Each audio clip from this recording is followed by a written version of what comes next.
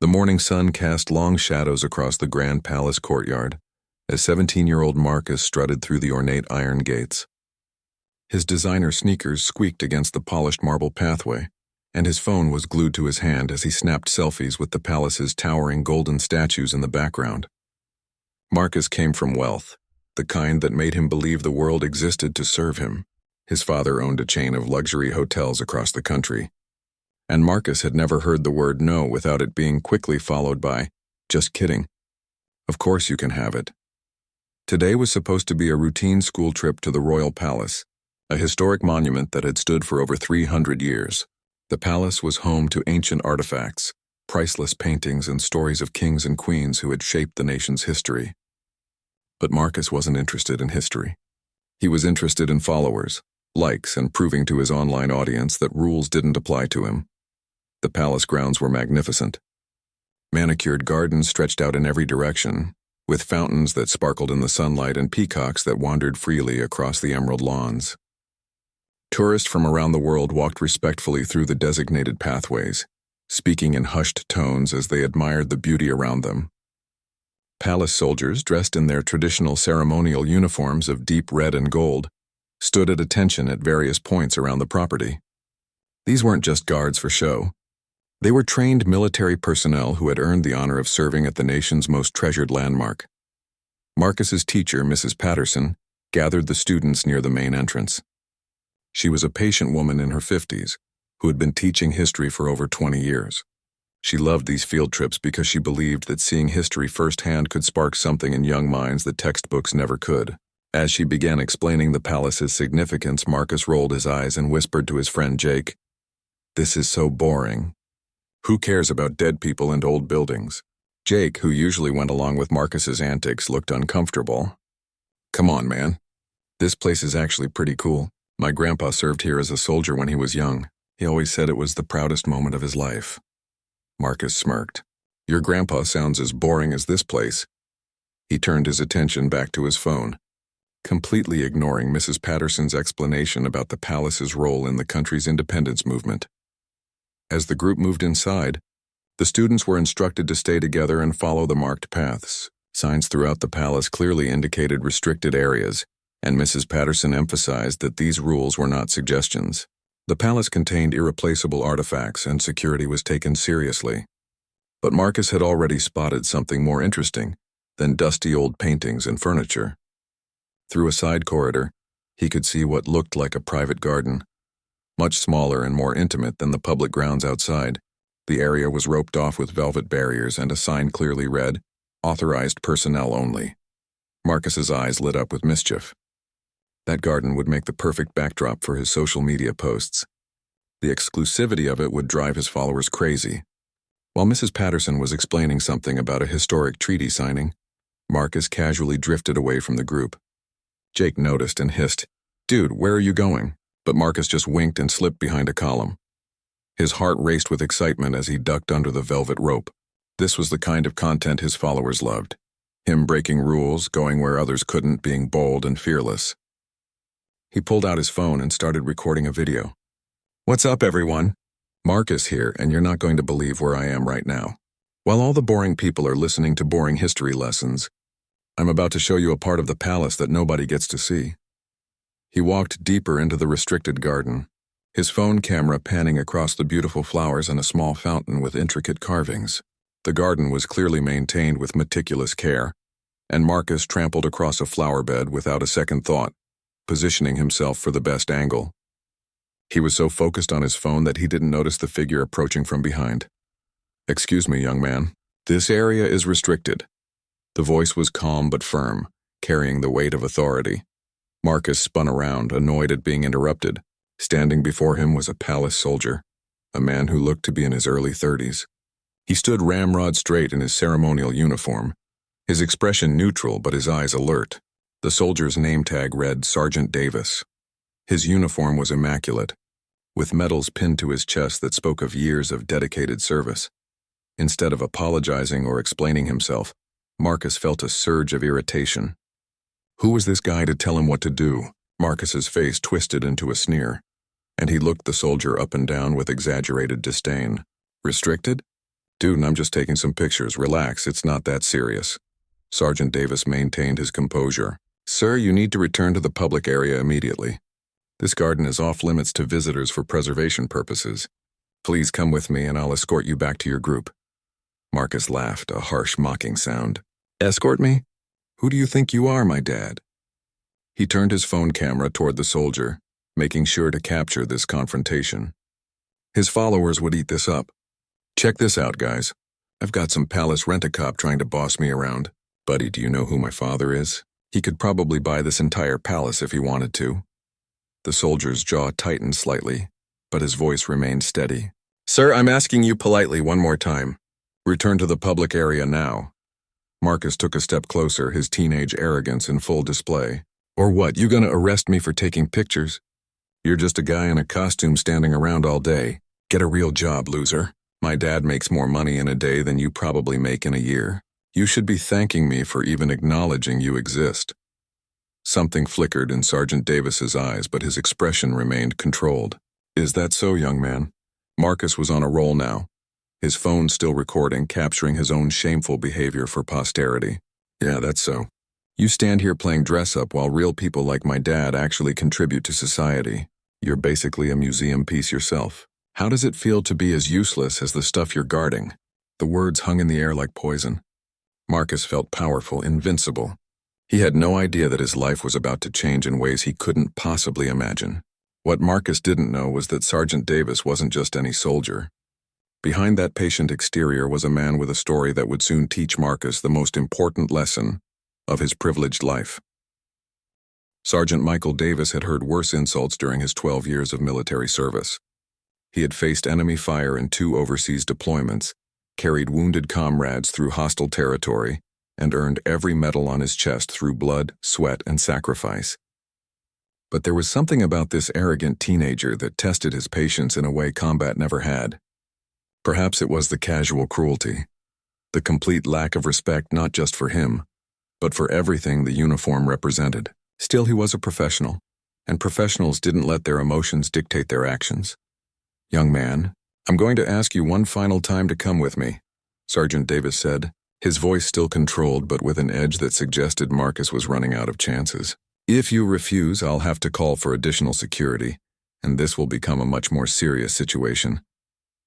Marcus laughed again, but this time there was a slight nervousness beneath the bravado.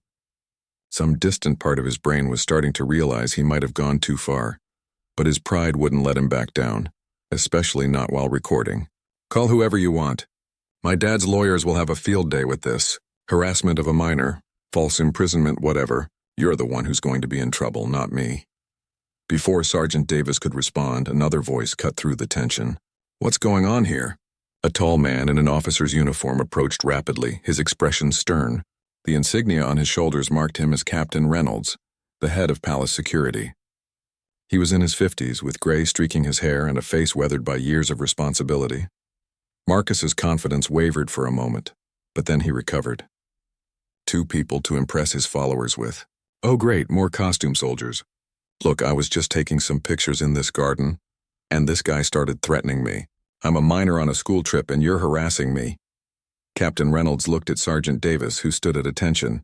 Sergeant, report. Sir, I found this young man in the Queen's Memorial Garden, which is clearly marked as restricted. He was trampling the flower beds and filming.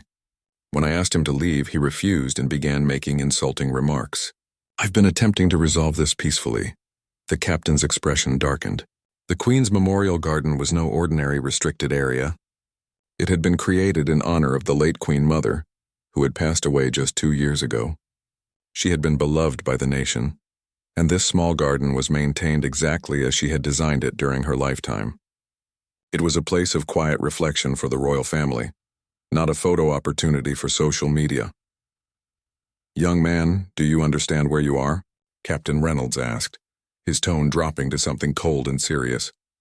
This garden is a memorial to our late Queen Mother. The flowers you've been walking on were her favorites, planted by her own hands. This is sacred ground. Marcus felt a flicker of unease, but his arrogance was too deeply ingrained to let him show weakness. So she's dead. It's just a garden. And anyway, gardens are meant to be enjoyed, right? I was enjoying it. What's the big deal? Captain Reynolds exchanged a look with Sergeant Davis and something unspoken passed between them. The big deal, young man, is that you've trespassed in a protected area, damaged property of historical and emotional significance, and treated one of this nation's finest soldiers with contempt. These are not small matters. Marcus's phone was still recording, capturing everything. Whatever. Just call my school. Mrs. Patterson is here somewhere. She'll sort this out. And then my dad will probably sue this place for emotional distress or something. Captain Reynolds pulled out his radio. Security to the north entrance. We need an escort for a student from the visiting school group. Also contact the school's lead teacher. We have a situation that requires immediate attention. Within minutes, Mrs. Patterson arrived. Her face flushed with both embarrassment and anger. When she saw Marcus standing there with 2 palace security officers, her worst fears were confirmed. She had been teaching long enough to know when a student had done something truly stupid, and the look on Marcus's face told her everything she needed to know. Mrs. Patterson, Captain Reynolds said formally, this young man was found trespassing in a restricted memorial garden.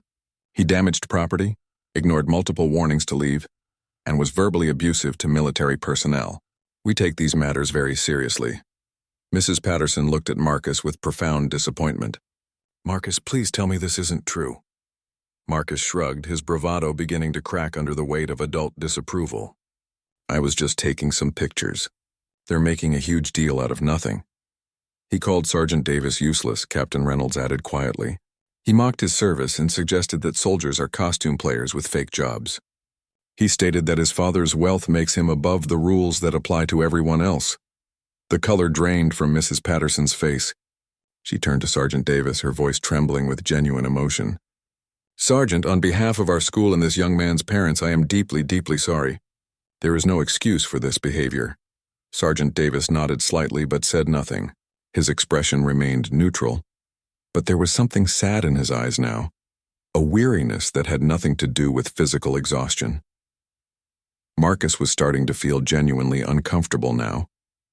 The way Mrs. Patterson was looking at him like he was something dirty she had stepped in made his stomach twist.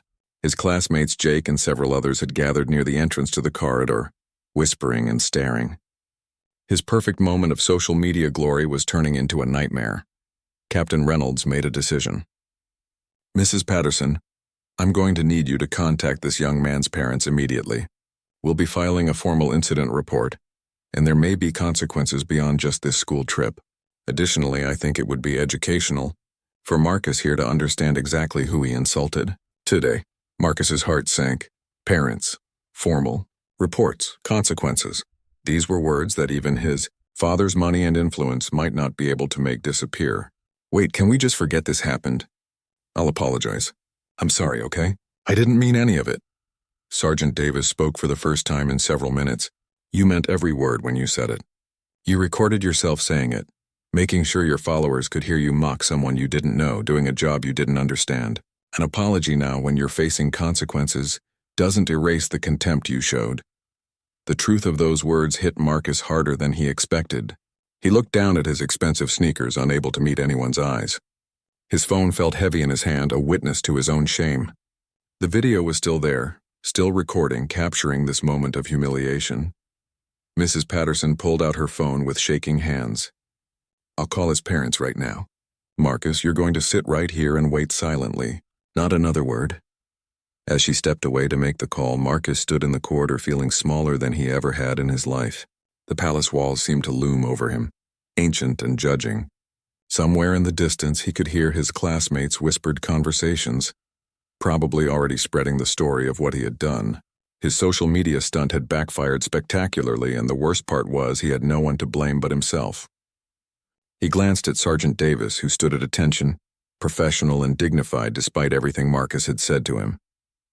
For the first time, Marcus felt the stirring of something unfamiliar and deeply uncomfortable. It might have been shame, or the beginning of understanding that his actions had real consequences. Whatever it was just the start of a lesson that would change everything. The phone call with Marcus's parents did not go the way he expected.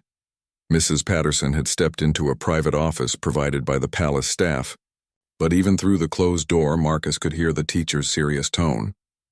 When she emerged 15 minutes later, Her face was grim and she beckoned Marcus to follow her into the office. His parents were on speakerphone and Marcus immediately recognized the clipped, controlled anger in his father's voice. "Marcus, I've just heard what you did," Richard Thompson said. His voice was cold in a way Marcus had rarely heard. "I'm beyond disappointed. Your mother and I are leaving work right now and we'll be at the palace within the hour. Until we arrive, you will do exactly what Mrs. Patterson and the palace officials tell you to do. Do you understand me?" Marcus swallowed hard. "Dad, I can explain." It wasn't as bad as they're making it sound. "Stop talking," his father interrupted, each word sharp as a knife. "You trespassed in a memorial garden. You damaged property. You insulted a military service member. Mrs. Patterson has informed me that Captain Reynolds is being extraordinarily gracious by not involving the police at this stage. You will not make this situation worse by arguing or making excuses. Am I clear?" "Yes, sir," Marcus whispered, the reality of the situation finally breaking through his armor of entitlement. His mother's voice came through next, and she sounded like she had been crying. "Marcus, honey, how could you? We raised you better than this. That soldier you insulted, he serves our country. Your grandfather was a soldier. How could you speak to someone that way?" The mention of his grandfather stung. Marcus had loved Grandpa Joe, who had passed away when Marcus was 12. He had been a veteran too, proud of his service, always wearing his old military cap. Marcus had somehow never connected his grandfather's service with the soldiers he saw as just uniformed decorations. The disconnect in his mind was beginning to crack. After his parents hung up with promises of swift arrival and serious consequences, Mrs. Patterson led Marcus back to where Captain Reynolds and Sergeant Davis waited. The captain had made arrangements for the rest of the school group to continue their tour with another guide, sparing Marcus the immediate humiliation of facing all his classmates, though he knew that mercy was temporary. By tomorrow, everyone at school would know what happened. "Marcus," Captain Reynolds said, his tone slightly less severe than before, "your parents are on their way. While we wait for them, I'd like you to learn something. You made judgments about Sergeant Davis without knowing anything about him. You dismissed his service as meaningless. I think you should hear his story." Marcus looked up nervously. "His story?" Sergeant Davis stepped forward. He had relaxed his formal stance slightly, though he still carried himself with military bearing. His eyes met Marcus's, and there was no anger in them, only a quiet strength that made Marcus feel even smaller.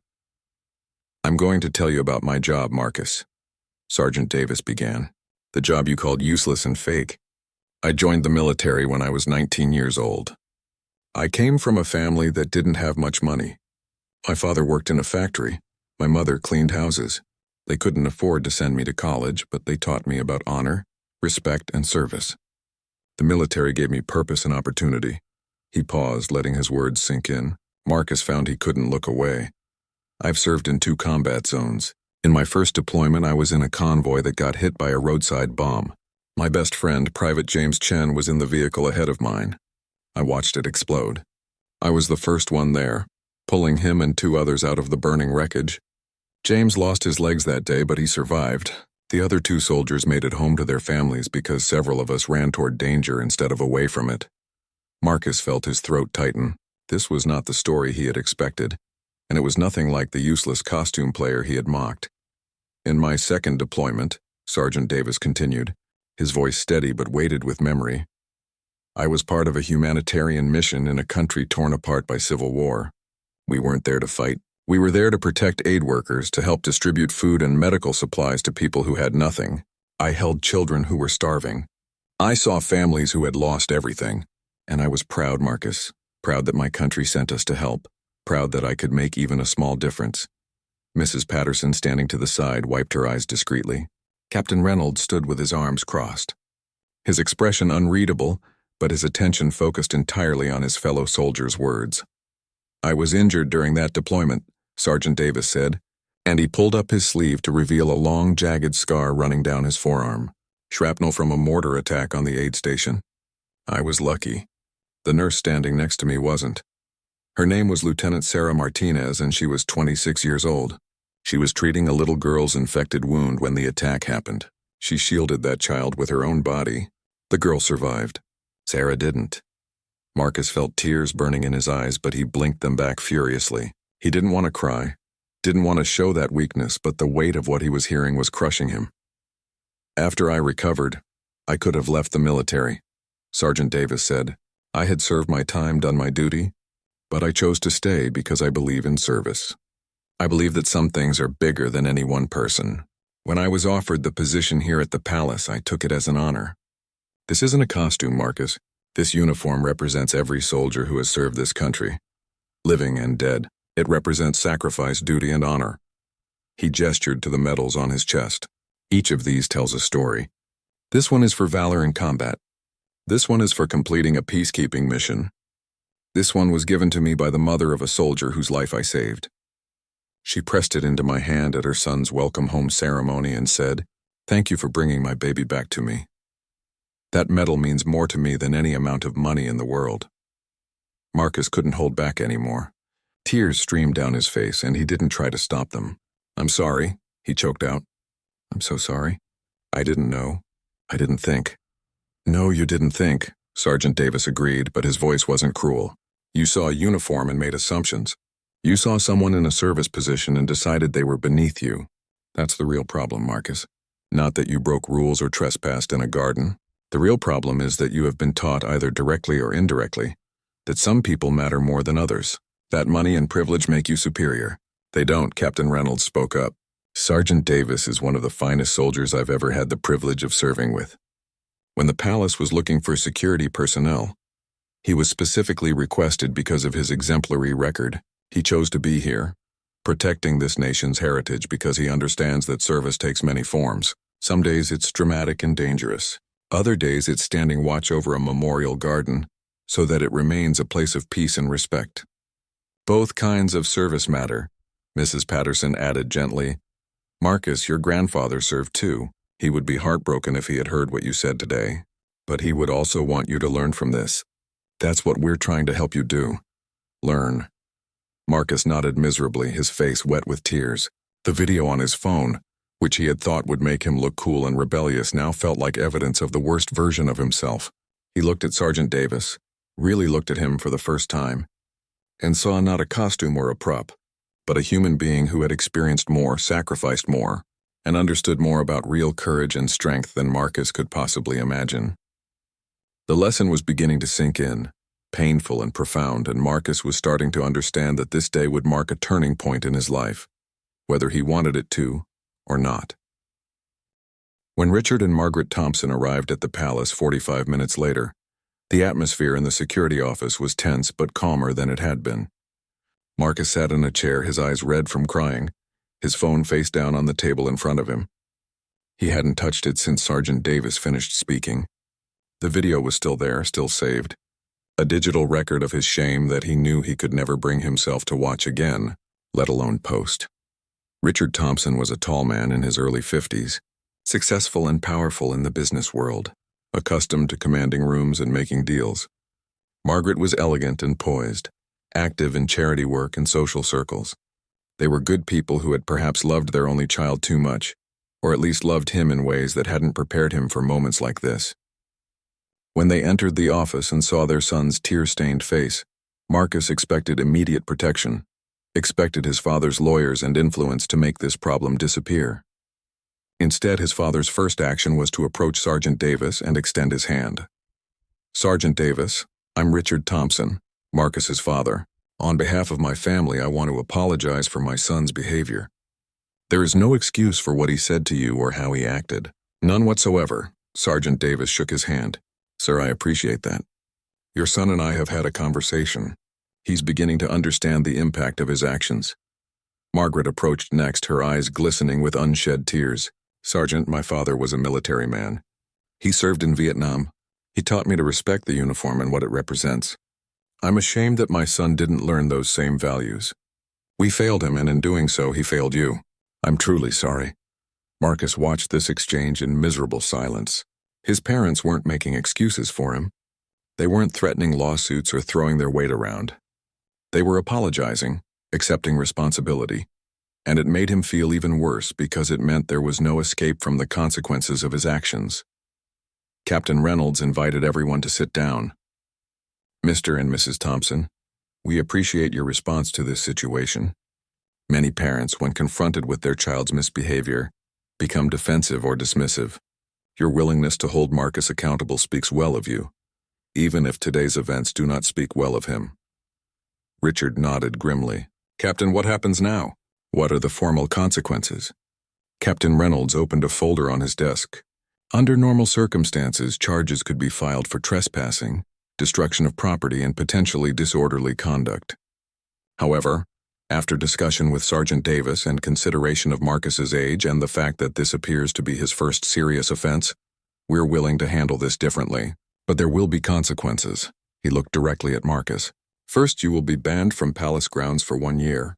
Second, you will write a formal letter of apology, not just to Sergeant Davis, but to all palace security personnel and to the royal household, acknowledging what you did in the Queen's Memorial Garden. Third, you will complete 100 hours of community service, specifically working with veterans organizations. Captain Reynolds will provide a list of approved organizations, and you will work under supervision until those hours are completed. Marcus nodded mutely. A year ago, he might have argued or complained. But after hearing Sergeant Davis's story, after seeing his parents' disappointment, he knew he deserved every consequence and probably more. Fourth, Captain Reynolds continued, and this is non-negotiable. You will delete the video you recorded today. You will not post it, share it, or reference it in any way on social media or anywhere else. If we discover that you have violated this condition, we will pursue all available legal remedies. Do you understand? Yes, sir, Marcus said quietly. He picked up his phone, opened the video with trembling hands, and with everyone watching, he pressed delete. Watching it disappear felt like erasing evidence, but it also felt like erasing a version of himself he was deeply ashamed of. Mrs. Patterson spoke up. Captain Reynolds, from the school's perspective, Marcus will face suspension pending a disciplinary hearing. Our school has a strict code of conduct regarding field trips and respect for authority figures. His actions violated that code on multiple levels. Richard nodded in agreement. That's appropriate. Marcus, you understand that there will be consequences at home as well. Your phone will be taken away except for emergency use and schoolwork. Your social media accounts will be suspended indefinitely. Your allowance is suspended. Most importantly, you will follow through on every single requirement Captain Reynolds has outlined, and you will do so without complaint. I understand, Dad, Marcus said, his voice barely above a whisper. Margaret leaned forward, her voice gentle but firm. Marcus, honey, I want you to understand something. We love you more than anything in the world, but love doesn't mean protecting you from the consequences of your actions. Love means helping you become a better person. Today you showed us someone we didn't recognize, someone cruel and thoughtless. But I believe that's not who you really are. I believe you can learn from this and grow. Tears spilled down Marcus's cheeks again. Mom, I'm so ashamed. I was so stupid. I just wanted to look cool for my followers, and I didn't even think about Sergeant Davis as a real person. I just saw him as, I don't know, like a prop or something. It's like nothing was real except what I was recording. Sergeant Davis, who had been quietly observing the family's interaction, spoke up. Marcus, may I say something? Marcus looked up, meeting his eyes with difficulty. Yes, sir. What you did today was wrong. Your attitude was wrong. Your words were hurtful and disrespectful, but the fact that you're sitting here, genuinely remorseful, genuinely understanding what you did wrong, that matters. That's the difference between someone who makes a mistake and someone who is truly lost. You made a mistake, a serious one, but mistakes can be learned from. He paused, choosing his words carefully. I'm going to tell you something my commanding officer told me when I was a young soldier, and made a serious error in judgment. He said, you can't undo what you've done, but you can choose who you become because of it. You can't take back the words you said to me today. You can't undo the damage to that memorial garden, but you can choose to become someone better because of this experience. Marcus wiped his eyes with the back of his hand. How do I do that? How do I become better? You start by following through on your commitments, Sergeant Davis replied. You complete your community service with veterans not as a punishment, but as an opportunity to learn and serve. You listen to their stories. You see them as human beings with value and dignity. You let their experiences teach you what real strength and sacrifice look like, and then you take those lessons and you live them every day. Captain Reynolds stood, signaling that the meeting was concluding. Marcus, I want you to know that Sergeant Davis advocated for you during our discussion about consequences. He could have pushed for much harsher measures. Instead, he argued that you deserved a chance to learn and grow. Don't waste the opportunity he's given you. Marcus stood on shaky legs and looked at Sergeant Davis. Thank you, sir. I don't deserve your kindness, but I'm grateful for it. I promise I'll do better. I'll work hard on the community service. I'll write the best apology letter I can. I'll try to become the kind of person my grandfather would have been proud of. Sergeant Davis extended his hand, and Marcus shook it, feeling the firm grip and seeing the dignity in the man's bearing. It was a handshake that felt like a new beginning, even as it marked the end of the worst day of Marcus's young life. As his parents led him out of the palace, past the beautiful grounds he had treated with such disrespect, Marcus looked back at the building with new eyes. It wasn't just an old building full of dead people's stuff. It was a symbol of history, service, and values that mattered. And the man in the uniform wasn't a costume player. He was a hero, and Marcus had been too blind and arrogant to see it. The weight of that realization would stay with him for a long time, but so would the chance to make things right. The following weeks were the hardest of Marcus's life. The suspension from school lasted 10 days, during which time news of his actions spread throughout the student body with the speed and ruthlessness of wildfire. Social media, his former kingdom, became a source of humiliation. Several classmates who had witnessed the aftermath posted about it, and while they didn't include video, their descriptions were damning enough. Comments ranged from shock to mockery to righteous anger. Marcus's follower count plummeted as people unfollowed him in droves, and the few messages he received before his parents restricted his phone access were brutal. Jake, his former best friend, stopped answering his texts.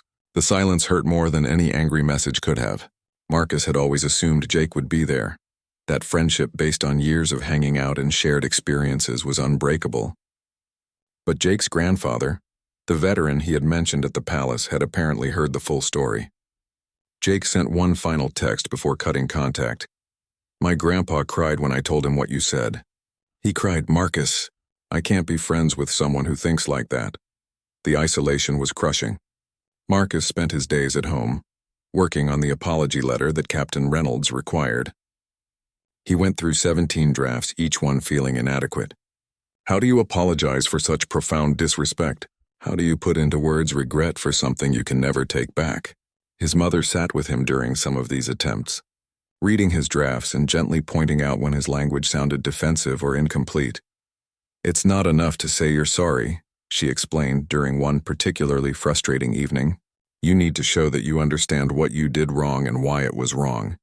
You need to acknowledge the pain you caused, and you need to commit to doing better. The final version of the letter was 2 pages long, handwritten carefully on quality paper. In it, Marcus described his actions in unflinching detail, accepted full responsibility without excuses, expressed his remorse, and outlined his commitment to learning from the experience. He wrote separate paragraphs acknowledging the significance of the Queen's Memorial Garden and the sacrifices of all who serve in uniform. When he finally sealed the envelope and his father drove him to the palace to deliver it formally, Marcus felt physically ill with anxiety and shame. The community service began 3 weeks after the incident. Captain Reynolds had arranged for Marcus to work at the Veterans Community Center, a facility that provided support services, counseling, and social programs for former military personnel. On his first day, Marcus arrived with his father, who would drop him off and pick him up for the first several visits until the coordinators felt comfortable with Marcus traveling alone. The director of the center was a woman named Helen Rodriguez, a former Army nurse who had served for 25 years before retiring and dedicating herself to helping other veterans transition to civilian life.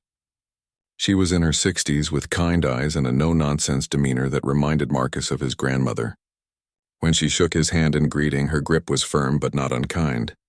Marcus, Captain Reynolds told me about your situation, she said, leading him through the center's main room where several older men were playing cards and watching television. You're here because you made a serious mistake. I respect that you're taking responsibility for it. But I want you to understand something from the start. The men and women you'll meet here are not charity cases. They're not projects for you to feel good about helping. They're human beings with incredible stories, deep wisdom, and valuable experience. If you approach your time here with humility and a genuine desire to learn, You'll get far more out of this than you give. Are we clear? Yes, ma'am, Marcus said, meaning it. His assignment started simple. He helped serve meals in the center's dining area, cleaned tables, organized donated clothing in the supply room, and assisted with basic maintenance tasks. The work was humble, physical, and tiring. Marcus, who had never had to work for anything in his life, found his body aching after each shift. But more challenging than the physical work was the emotional weight of being there. The veterans at the center ranged from young men and women barely older than Marcus, recently returned from current conflicts, to elderly men who had served in wars Marcus had only read about in history books. Many carried visible scars. Some were missing limbs. Others had invisible wounds that manifested in haunted eyes or sudden moments of distress. Marcus witnessed a veteran having a PTSD episode during his second week, a flashback triggered by a loud noise that left the man shaking and disoriented. The way the staff and other veterans surrounded him with calm support, knowing exactly how to help, was humbling to watch. Helen assigned Marcus to help an elderly veteran named Walter Chen organize the center's small library. Walter was 83 years old, a Korean War veteran who had lost his left leg below the knee in combat. He moved slowly but with purpose, using a cane and refusing any suggestion that the work was too much for him. At first, Walter barely spoke to Marcus beyond giving instructions about how to sort and shelve the books. But as the days passed and Marcus showed up consistently, working without complaint, Walter began to open up. "You're that kid from the palace," Walter said one afternoon, his statement direct and unapologetic. "Helen told me what you did. Called a soldier useless, mocked his service. That about right?" Marcus stopped shelving books and turned to face Walter, his cheeks burning with shame. "Yes, sir. That's right. I said terrible things. I was wrong." Walter studied him for a long moment. "At least you admit it. Some folks never do. They make excuses, blame others, never take responsibility. So you got that going for you. But knowing you were wrong and becoming better are different things. Which one are you going to do?" "I want to become better, sir. I really do. I just don't know how exactly. Everything I thought I knew about what matters, what's important, it was all wrong." Walter gestured to a nearby chair. "Sit down, boy. Let me tell you something about becoming better." Marcus sat, and Walter eased himself into the chair opposite, his weathered hands resting on his cane. "I enlisted when I was 18 years old. My parents didn't want me to go. I was their only son, and they were terrified they'd lose me. But I felt it was my duty. This country had given my family everything. My parents immigrated here with nothing, and they built a life. I wanted to give something back." He paused, his eyes distant with memory. "Korea was hell. Bitter cold that went through you like knives. Fighting an enemy in terrain we didn't know. Watching friends die. I got hit by shrapnel during an assault on a hill that didn't even have a name. Just a number. Hill 281. I woke up in a field hospital without my leg, screaming in pain, terrified that my life was over at 19 years old." Marcus listened, afraid to interrupt, barely breathing. "But you know what?" Walter continued, his voice strong despite the decades-old pain.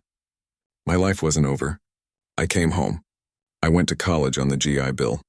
I became a teacher. I met my wife, God rest her soul, and we had 3 children. I taught high school history for 35 years. I touched thousands of lives, helped kids understand the world and their place in it. Losing my leg was the worst thing that ever happened to me, but it didn't define me. What defined me was what I chose to do afterward." He leaned forward, fixing Marcus with an intense stare. "You made a mistake. A bad one. It revealed something ugly in you, something you didn't even know was there. But that moment doesn't have to define you either. You can choose to let it teach you. You can choose to become someone who values service over status, who respects people regardless of their position, who understands that real worth has nothing to do with money or followers or any of that superficial nonsense." Marcus felt tears threatening again. But this time he didn't try to hide them. "How do I do that? How do I change who I am?" Walter smiled, a gentle expression that transformed his weathered face. "You already started. You showed up here. You're doing the work. You're listening. Now you keep going. You serve others not because you have to, but because you choose to. You treat every person you meet with dignity and respect.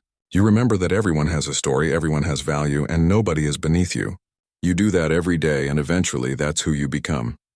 Over the following weeks, Marcus absorbed lessons from Walter and countless other veterans he met. He heard stories of sacrifice and courage, of loss and resilience, of people who had given everything for ideals larger than themselves. He learned that heroism wasn't always dramatic or cinematic.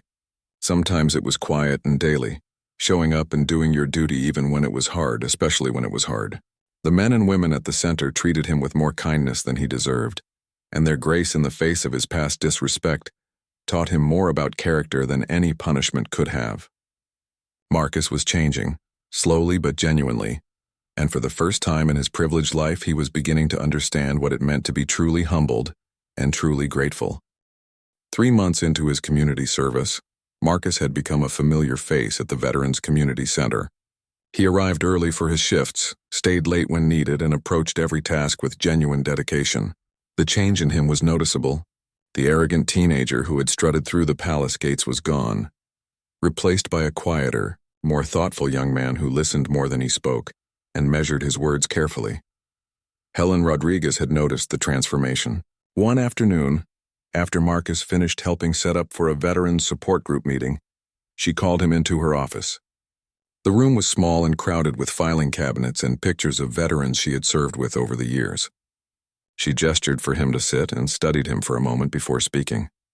"Marcus, you've completed 72 of your required 100 hours, she said, checking a log book on her desk. "But more importantly, you've become genuinely helpful here. The veterans like you, they respect the effort you're putting in. Walter told me yesterday that you're one of the best volunteers we've had in years." Marcus felt a warmth in his chest at those words, but also discomfort at receiving praise he still felt he didn't deserve. "Thank you, ma'am, but I'm just trying to do what I should have been doing all along, treating people with respect, actually caring about something beyond myself." Helen nodded approvingly. "That self-awareness is important, but I didn't call you in here just to compliment you. I have a proposal. Next month, we're organizing a memorial ceremony for a veteran who recently passed away. His name was Samuel Harrison, and he was a decorated Marine who served in Vietnam. He had no family left, so the center is arranging the ceremony. It will be at the National Memorial Cemetery, and we're expecting about 50 people to attend, including active military personnel and representatives from the Palace Guard." Marcus's breath caught in his throat. "The Palace Guard?" "Yes. Samuel was a mentor to many current service members, including some who now serve at the palace. Captain Reynolds and Sergeant Davis will be attending in dress uniform to present honors." Helen paused, watching his reaction. "I'd like you to participate in the ceremony, not as part of your required service hours, but as a volunteer. You would help coordinate the logistics, assist guests, and if you're willing, you could read a passage during the service. What do you think?" The thought of seeing Sergeant Davis again filled Marcus with a complicated mixture of emotions. Shame, certainly, for what he had said, but also a strange hope. He had changed so much since that terrible day. Part of him desperately wanted Sergeant Davis to see that change, to know that his words and his mercy had not been wasted. "I'd be honored to help," Marcus said quietly, "and I'll do whatever you need me to do. I'll read at the ceremony if you think I should." Helen smiled, a knowing expression in her eyes. "Good, I'll send you the details. And Marcus, this will be a good opportunity for you to demonstrate who you're becoming. Show up with the same dedication you've brought to every shift here and you'll do fine." The weeks leading up to the ceremony were filled with preparation. Marcus worked with the center's event coordinator, a veteran named Patricia, who had lost her husband to PTSD-related suicide years ago, and now dedicated her life to preventing others from suffering the same fate. She taught Marcus about military funeral protocols, the significance of each element in the ceremony, and the importance of honoring those who served. Marcus also researched Samuel Harrison, reading newspaper articles about his decorations for valor, his work with troubled youth after returning from Vietnam, and his decades of service to the veteran community. The more he learned, the more he understood the weight of participating in this man's memorial. It wasn't just an opportunity to complete community service or to see Sergeant Davis again. It was a privilege to honor someone who embodied everything Marcus was learning to value. The day of the ceremony arrived cool and clear, perfect weather for late autumn. Marcus arrived at the National Memorial Cemetery early, dressed in a dark suit his mother had helped him choose. The cemetery stretched out in solemn rows of white headstones, each marking a life given in service. Marcus helped set up chairs, arrange flowers, and ensure that every detail was perfect. As attendees began arriving, he greeted them with quiet respect, helping elderly veterans find their seats and providing programs that outlined the ceremony. When Sergeant Davis arrived with Captain Reynolds and 3 other palace guards, all in dress uniform, Marcus felt his heart pound. The soldiers looked magnificent, their uniforms impeccable, their bearing dignified and solemn. They moved with synchronized precision, a tribute to their training and discipline. Marcus watched from a distance at first, unsure if he should approach or stay away. It was Sergeant Davis who approached him. He walked over during a quiet moment before the ceremony began, his expression neutral but not unkind. "Marcus," he said, extending his hand. "Helen told me you've been volunteering at the center. She speaks very highly of you." Marcus shook his hand, meeting his eyes with difficulty. "Sergeant Davis, I need to say again how sorry I am for what I said to you. I've thought about it every day since. The things you told me, the story you shared, it changed me. I hope you can see that I'm trying to be better." Sergeant Davis studied him for a moment, and something in his expression softened. "I can see it, Marcus. The fact that you're here, that you've been consistently serving at the center, that tells me you meant your apology. Many people say sorry. Few actually change. I'm proud of the effort you're making." Those words, simple but sincere, meant more to Marcus than any praise he'd received from teachers or parents. This was the man he had insulted and dismissed, and he was saying he was proud. Marcus felt tears threatening but kept his composure. "Thank you, sir. That means everything to me." Captain Reynolds joined them, offering Marcus a respectful nod. "Young man, I've heard good reports. Keep up this path. You're honoring your commitments and learning important lessons. That's all we hoped for when we decided to give you this opportunity, rather than pursuing charges." The ceremony began shortly after, and Marcus took his place among the attendees.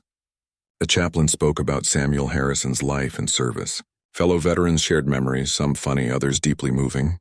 When it came time for Marcus to read, he walked to the small podium with measured steps, unfolded the paper containing the passage Helen had selected, and began to read. It was a piece by a Civil War veteran written over a century ago about the bonds formed in service and the duty to remember those who gave everything.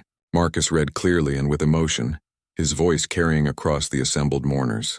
He thought about his grandfather, about Walter Chen and his lost leg, about Sergeant Davis and the nurse who died protecting a child, about Samuel Harrison and his decades of service. He thought about all the lives represented by those white headstones stretching into the distance. And he understood finally and completely that true honor had nothing to do with wealth or social media followers or looking cool. It had everything to do with sacrifice, service, and living for something larger than yourself. When he finished reading, Marcus folded the paper and returned to his seat. The ceremony continued with military honors. The palace guards performed a rifle salute with crisp precision, the shots echoing across the cemetery.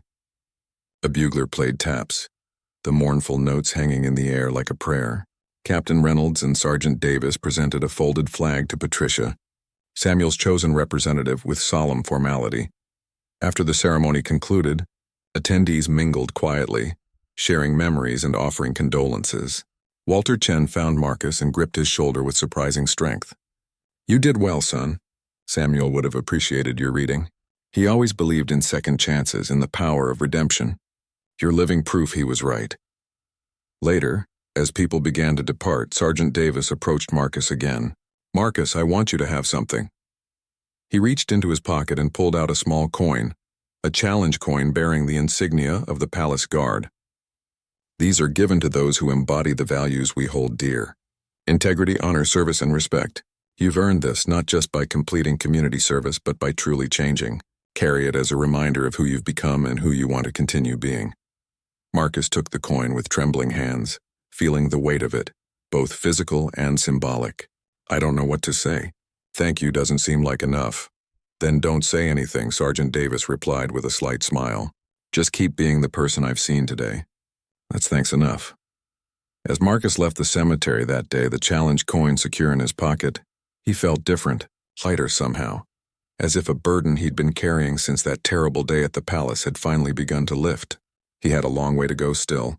He knew that rebuilding his reputation, regaining friendships, and truly living according to these new values would be the work of years, not months. But for the first time since his world had collapsed in shame and consequences, Marcus felt hopeful.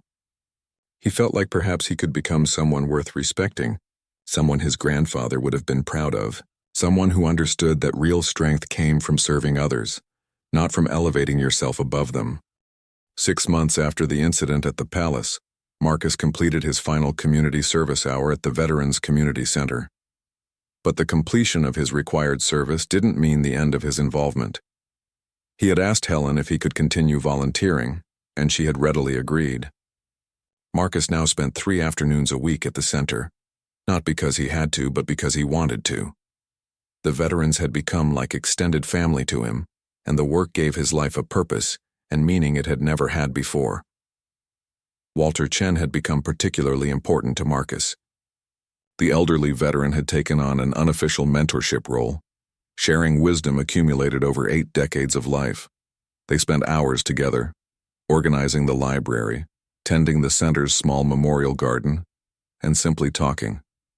Walter spoke about his experiences in Korea, his years as a teacher, his philosophy of life. Marcus listened and absorbed every lesson, asking questions, seeking to understand not just Walter's words but the deeper truths behind them. One afternoon, Walter showed Marcus a box of old photographs, images of young soldiers in grainy black and white, men barely older than Marcus was now, facing a brutal war on the other side of the world. Walter pointed to one picture, a group of 5 young men smiling at the camera despite the harsh conditions visible around them. "That was my squad," Walter said, his voice carrying the weight of decades. "I'm the only one still alive. James died on Hill 281, same battle where I lost my leg.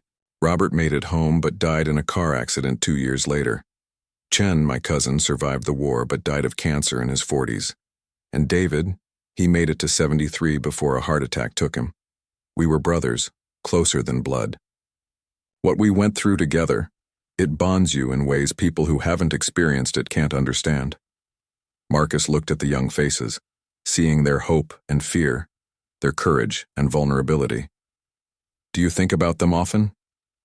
"Every day," Walter replied simply, not with sadness anymore, though there was plenty of that in the early years. "Now I think about them with gratitude. Gratitude that I knew them, that we shared that time together, that their lives had meaning. I honor them by living well, by serving others, by not wasting the years they didn't get to have." The conversation stayed with Marcus, shaping his understanding of responsibility and legacy. He was living a life that countless others had died to protect. That realization carried both weight and inspiration. He couldn't waste it. He had to make it mean something. At school, Marcus's reputation slowly began to shift. The initial scandal had made him a pariah, but as months passed and stories of his volunteer work filtered back through various channels, some of his classmates began to reconsider their judgment. It started small. A girl named Emma, whose uncle was a veteran, approached him in the cafeteria one day. "I heard you're volunteering at the Veterans Center," she said, standing beside his table where he sat alone. "My uncle goes there sometimes. He mentioned you, said you're really dedicated." Marcus looked up, surprised. "Yeah, I volunteer there. The people there, they've taught me a lot." Emma hesitated, then sat down across from him. "Look, what you did at the palace was really bad. Everyone knows that. But it seems like you're actually trying to change, not just pretending until people forget. That's worth something." It wasn't forgiveness, not entirely, but it was a start. Over the following weeks, a few more students began speaking to him again. Not his old crowd, they remained distant, but new connections formed with people who valued the person he was becoming, rather than the person he had been. Marcus didn't push for more. He understood that trust had to be earned slowly, that some bridges once burned couldn't be rebuilt, and that was a consequence he had to accept. Jake, his former best friend, remained absent from his life until one unexpected afternoon. Marcus was leaving the Veterans Center when he saw Jake waiting by the entrance. They hadn't spoken in months, and the sight of him made Marcus's heart race with a mixture of hope and anxiety. "Jake," Marcus said cautiously. "Hi." Jake shifted uncomfortably. "Hey, I heard you were still coming here." Thought maybe we could talk. They walked to a nearby park and sat on a bench overlooking a small pond. For a long moment, neither spoke. Finally, Jake broke the silence. My grandpa wanted me to come talk to you. He's been following your work at the center through Walter Chen. Apparently, they're friends from some veterans organization. He said I should hear you out, that people deserve chances to make things right. Marcus swallowed hard. Jake, I'm so sorry for what I said, for how I acted. Not just at the palace, but for years before that. I was arrogant and cruel, and I took our friendship for granted. You had every right to cut me off. I don't expect you to forgive me, but I want you to know that I've changed. I'm still changing. Every day. Jake nodded slowly. I can see that. Emma told me about the memorial ceremony, about how you've been volunteering consistently. That's not the Marcus I used to know. He would have done the minimum required and then gone back to his old ways. That Marcus was awful, Marcus admitted. I'm ashamed of who I was. The things I said to Sergeant Davis, they revealed something ugly in me, something I didn't even know was there. Or maybe I knew but didn't want to see it. Working with the veterans, hearing their stories, learning what real sacrifice and honor look like, it's changed my whole perspective on everything. Jake was quiet for a moment, watching the ducks glide across the pond. My grandpa cried when I told him what you said. I told you that in my last text. But what I didn't tell you was that he cried again when he heard you were volunteering at the center. He said he cried the first time from sadness and the second time from hope. He believes in redemption, in people's ability to change if they really want to. I really want to, Marcus said earnestly. Not just because of the consequences I faced, but because I finally understand how wrong I was about everything. About what matters, about how to treat people, about what makes someone valuable and worthy of respect. Jake turned to look at him directly. I'm not saying we go back to how things were. That friendship was based on you being someone you're not anymore, or at least someone you're trying not to be. But maybe we could start over. Build something new based on who you are now. Relief flooded through Marcus. I'd like that. I'd really like that. They talked for another hour, carefully rebuilding a connection that had been severed, but not destroyed. It wasn't the same as before. It was better, built on honesty and mutual respect rather than shared privilege and shallow interests. When they parted, they made plans to meet again, and Marcus felt like another piece of his broken life was healing. As his one-year ban from the palace grounds approached its end, Marcus received a surprising letter. It was on official palace letterhead, signed by Captain Reynolds. The letter acknowledged Marcus's completion of his community service requirements, his continued volunteer work, and the positive reports from the Veterans Center. It concluded with an invitation to attend a small ceremony at the palace where his ban would be formally lifted, and where, if he chose, he could tour the grounds properly, including the Queen's Memorial Garden he had disrespected. Marcus showed. The letter to his parents and his mother cried happy tears. I'm so proud of you, she said, hugging him tightly. Not just for completing your service, but for truly changing. You've become the young man we always hoped you would be.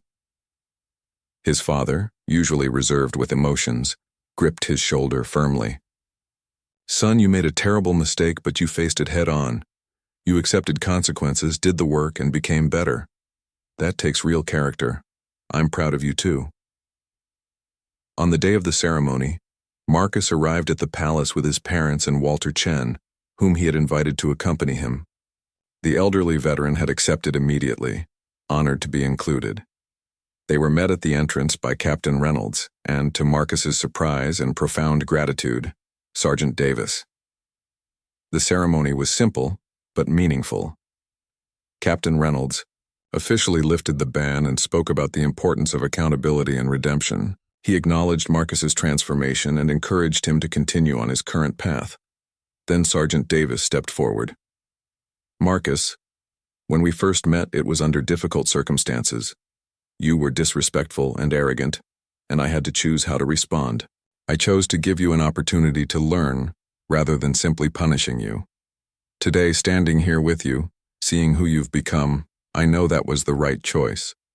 You've honored the opportunity you were given, and for that, you have my respect." He extended his hand, and Marcus shook it, no longer as a humiliated teenager facing consequences, but as a young man who had earned the right to stand with dignity before someone he deeply respected. Tears rolled down Marcus's cheeks, but he didn't hide them.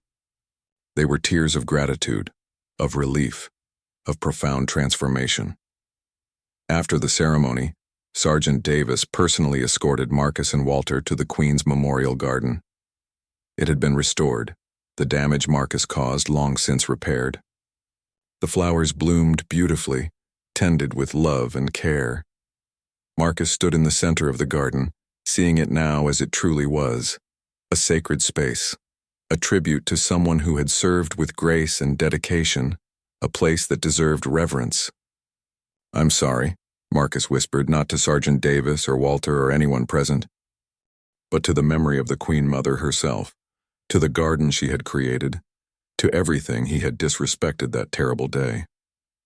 "I'm sorry, and I promise to do better, to be better." Walter placed a hand on his shoulder.